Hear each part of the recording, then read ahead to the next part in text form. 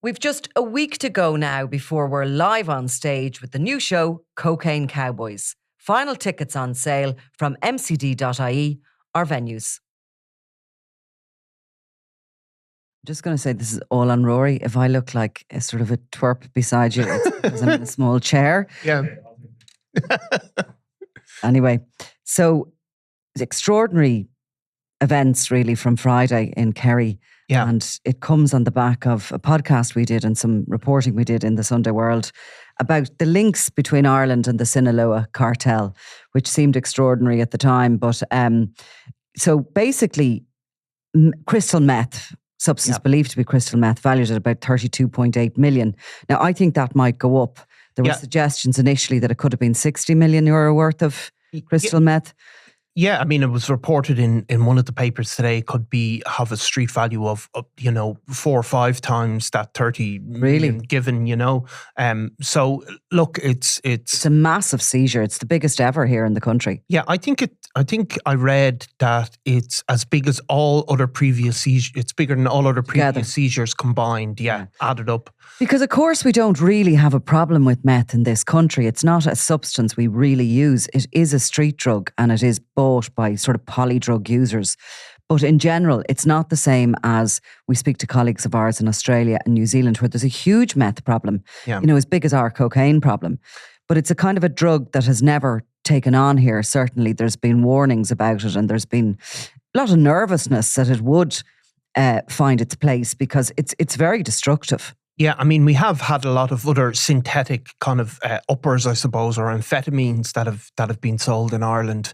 But the actual crystal meth, which is sort of one of the more pure and more dangerous forms, hasn't really taken on. I think it's just not been that exporting route previously.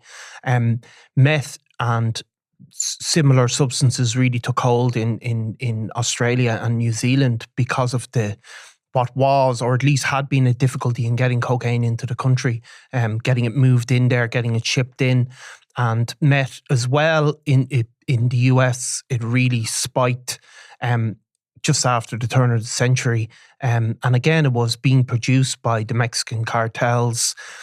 Famously, of course, Breaking Bad was kind of showed some of the dynamics there where it was able to be produced in America itself, but it was also being produced by the cartels and shipped in, probably as an easier substance to get across or to make themselves without having to rely on the production from Colombia. Because the Sinaloa Cartel was once headed up by Joaquim El Chapo Guzman, who's now in prison for the rest of his days in the States. He was extradited after, quite a colourful history of escaping prisons and hiding up in the mountains and all the rest of it. But it's now his sons who are running it. And the Sinaloa is, maybe 2,000, 3,000 strong. It's an absolutely enormous gang. It's a narco network that has really threatened the stability of Mexico's government and army. They have gone to battle with the army in the past and they've taken casualties from the army. But the Sinaloans became experts in cooking meth, as it's called. But they not only cook it in their own country, they do export chefs, basically, to teach people in other countries how to make it. And there's been warnings in some Europol documents that the Mexicans are taking a foothold in Amsterdam, in Europe, and that the worry is that they are seeing Europe as a possible new market for meth. That has been coming kind of in the past, say, couple of years in the Europol reports, which are always pretty much on the ball. Yeah, and of course, they part of what the Sinaloa Cartel did was they developed routes for the precursor drugs, as it's called, similar to fentanyl, where there's the base chemicals that are needed to create to cook meth. They were buying them from China and from other places in Asia, and then to be brought into Mexico or wherever, and then it would be cooked into the narcotic form, basically. So there was a fear from Europol that these precursor drugs would be sourced across the world by the Mexican cartels, then brought into Europe, and then it would be cooked in Europe. using those Mexican skills. And we had one guy who was obviously convicted recently in Holland, in the Netherlands, for doing just that. Because there was actually a meth lab discovered in the Netherlands around the time of the EncroChat hack, and in the aftermath of that, when they moved in on certain groupings. And actually, EncroChat is very key in this investigation here in Ireland as well. So to bring it back a bit, I suppose, now we have to put our hands up and say we cannot claim, that this story appeared in the Sunday World and all of a sudden there was a massive guard operation and they caught all this meth. The fact of the matter is that there's a grouping here in Ireland that have been under investigation for at least a year by the Drugs and Organised Crime Group, and particularly by local police in the Kerry and the Cork areas. I think the most recent and up-to-date is that there's further searching going on in recent days by Gardaí, aided by the Defence Forces, not only in Cork, Kerry, but it's also in Waterford in industrial premises. Now, what they're looking for is evidence on whether or not this drug came in ready for market, the crystal meth, or whether it was cooked here in Ireland. That isn't clear yet, and we certainly can't confirm anything around that. But did they bring from Mexico a container loaded with the crystal meth ready for market, or was some sort of mixing done here in this country? And given the long-term associations between Sinaloa and Ireland, which have only just come to light, I mean, going back to the EncroChat hack, which was in 2020. Yeah, 2020. In April, May, June of 2020. At that point, the Spanish police were getting information on an Irish guy called Maurice O'Shea Salazar, who had previously been based in Kerry but had moved to Barcelona. And they were up on those EncroChat phones and they were monitoring the movement of drugs from Mexico into both Ireland and the UK. Yeah, Maurice O'Shea Salazar was operating a cell of the Sinaloa Cartel, but really they were monitoring cocaine moving from Bolivia to Chile and then to Europe and then to Ireland and the UK. And even this crystal meth seizure, there is a clear suggestion that some of this, or a large portion of this, was destined for Australia. So what you really see with those EncroChat, and it's hugely detailed over many, many pages into the O'Shea Salazar network, is there's the physical movement of drugs, but really what you see is the logistical hold this gang had, this Sinaloan Irish gang had. So they have people in various ports across Europe, initially in Spain, 3 or 4 ports, including Valencia. Then they have other people in other ports. They have people in Holland and in Belgium and in Ireland, it's believed. And they have this expertise at getting packages onto ships, onto containers. They have a network of truckers who collect it. They have a system to prove it's arrived. And really, they're like a logistical operation. I mean, they're kind of like Amazon, who are really moving the stuff around. And they have a whole European network that's laid bare by EncroChat. They are not merely sourcing the drugs in Colombia and letting it happen. They have the ability to move it all around Europe. And obviously, this investigation into this crystal meth is really looking at that, how this shipment, which seems there's clear suggestions that it was a large portion of it was due to be again moved to Australia. So this gang are using Ireland as a kind of a staging post then to distribute drugs further, I suppose. So a few things have gone on. So before the EncroChat hack of 2020, this grouping had already been identified because of a court case in Chile. Well, but even before that, they've been identified by the Drug Enforcement Agency in the US, who'd sent tip-offs to both European and Chilean police forces. Okay. So that's where the original information came on. So we're talking about 2017, 2018, in and around there, at which point Maurice O'Shea Salazar had moved from Killorglin in Kerry to Barcelona, where he was living with a girlfriend.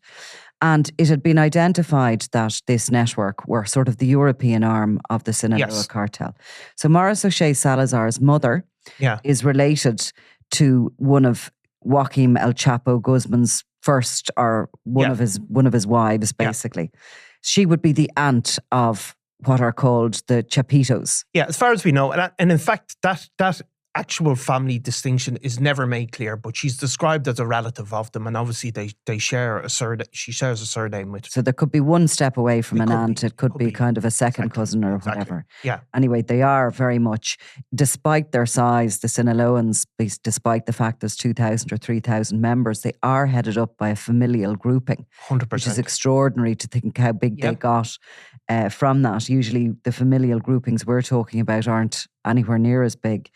But obviously Mexico is a hub of drugs for the globe, and especially for that American market, which is so huge.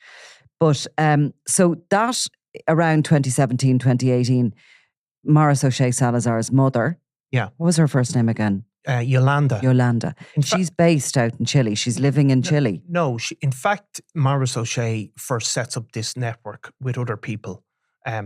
He basically, the drugs are bought in Bolivia by the Sinaloa Cartel, by the Chapitos, and then they outsource moving those drugs to Europe to Maris O'Shea. That's possibly their cousin or possibly their cousin or whatever, a relative anyway, a trusted relative. So the Sinaloa Cartel are buying these drugs en masse in Bolivia, mostly concerned about moving them into the US.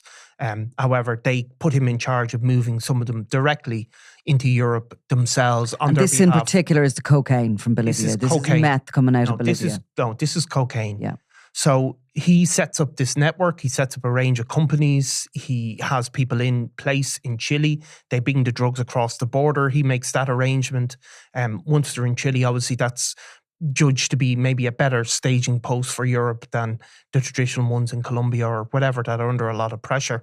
At some point, he sets up this network. They start doing dummy runs. They have the people in the port set up. Now, presumably, this has all happened before as well, but this is the one that you can see happening in live time in EncroChat.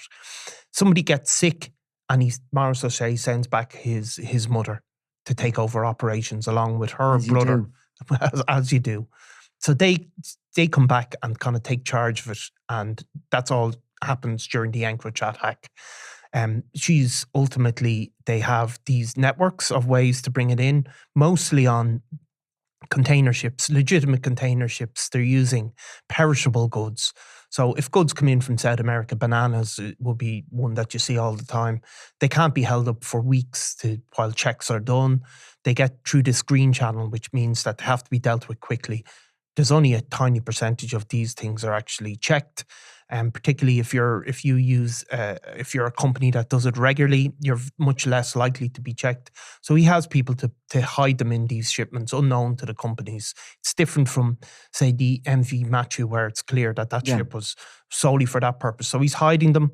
He has people, they land in Spain or wherever, and then he has truckers, a lot of them Irish. They collect and move it to other ports and move it in. And he has, certainly according to himself, he has people in various ports around Europe who'll, help it through. And like everybody else during the EncroChat hack, they'd no idea that their business dealings were being listened into. They had been sold this idea, this dream almost, that they were on these impenetrable communication networks. And that was one of the real takeouts from EncroChat, that they were speaking so openly. Yeah.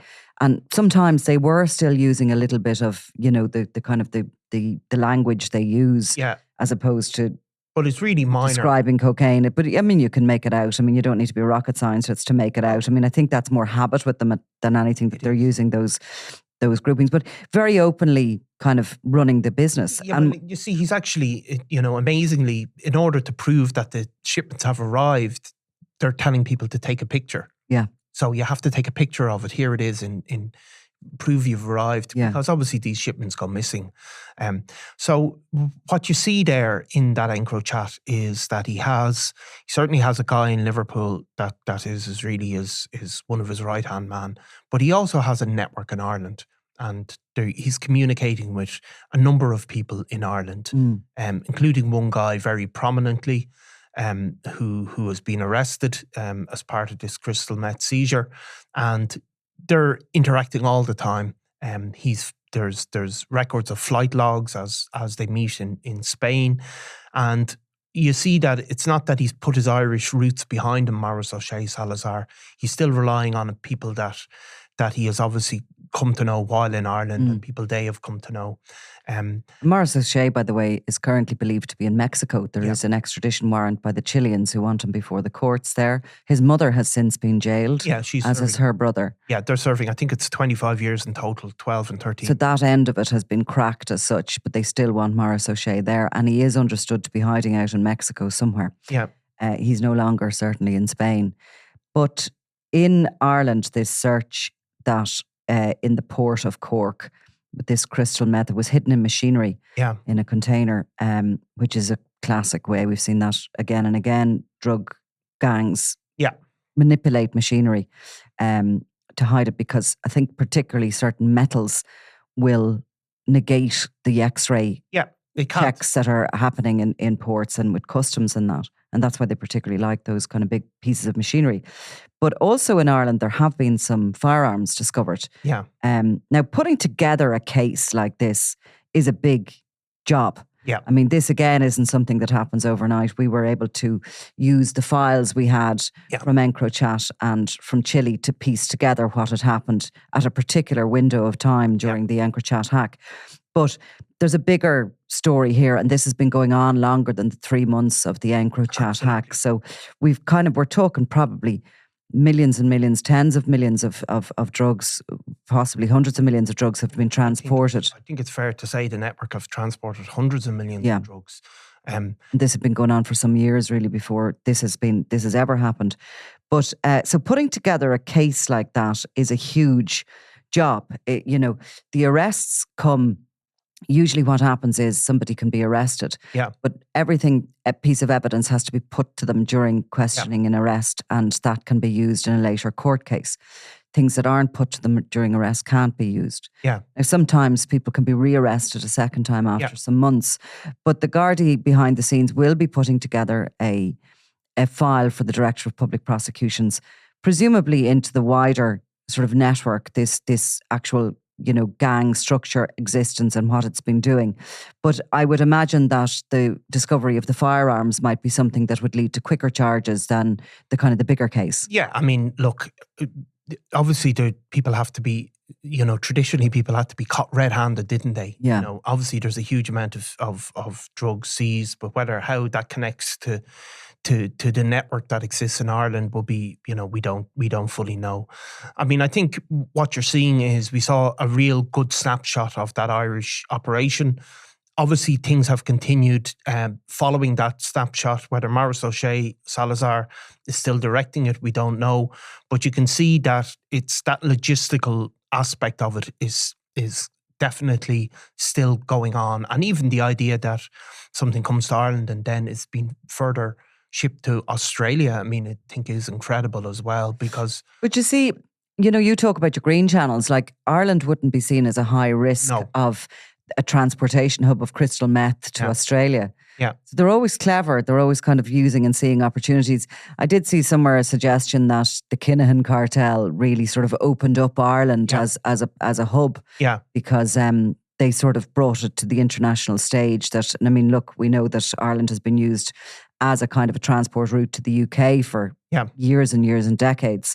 But and also indeed into Europe. But I don't think we've ever seen it being used as a hub to Australia before. No. And the Kinahans are getting the blame for that, for kind of like flying the Irish flag, shall we say, in the international drugs market. I mean, I think it's fascinating when you look at it, that whole the business of moving the stuff is so important, even more so even than just getting your hands on the raw product. But it's an incredible story. Just the global reach of these organizations and the interconnectedness.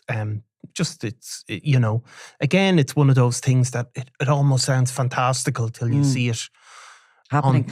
And look, we'll come back to this because this story is just going to develop. And as I say, there's a huge thing behind it. This isn't something that just happened in a flash. This was a long-term operation, and no doubt we will eventually hear the evidence. I mean, I think there was really interesting stuff in Ken Foy had a piece that was in the Irish Independent and the Sunday World about the links of these Irish Sinaloans to the family gang, which is fascinating, because I think you see that they're, as well as logistical people, they had a network they were supplying in Ireland, and obviously the Chilean cartel became much less prominent in the supplying of drugs, as some, or their network at least was dismantled within this country. And you can see this other gang, obviously, there is a because of belief course that the family always had their independent suppliers as well as the Kinahans. I mean, there's no doubt they bought stuff off the Kinahans who didn't back in their heyday. But the family's strength and really what saw them grow to the proportions they did in the aftermath of the beginnings of that takedown of the Kinahan network from 2016 onwards was that they had their own suppliers. They had their own suppliers, and they exactly, we sometimes think, oh, they're linked to the Kinahans, that means they can only get it from them. But that was never the case with them, and they did deal with the George, the Penguin Mitchell network as well, and obviously these people as well. Yeah. Okay, well look, we'll come back to it, no doubt. Thanks, Nicola. Thanks, Niall. I'm Nicola Tallant, and you're watching Crime World, a podcast about criminals, drugs and the underworld in Ireland and across the globe.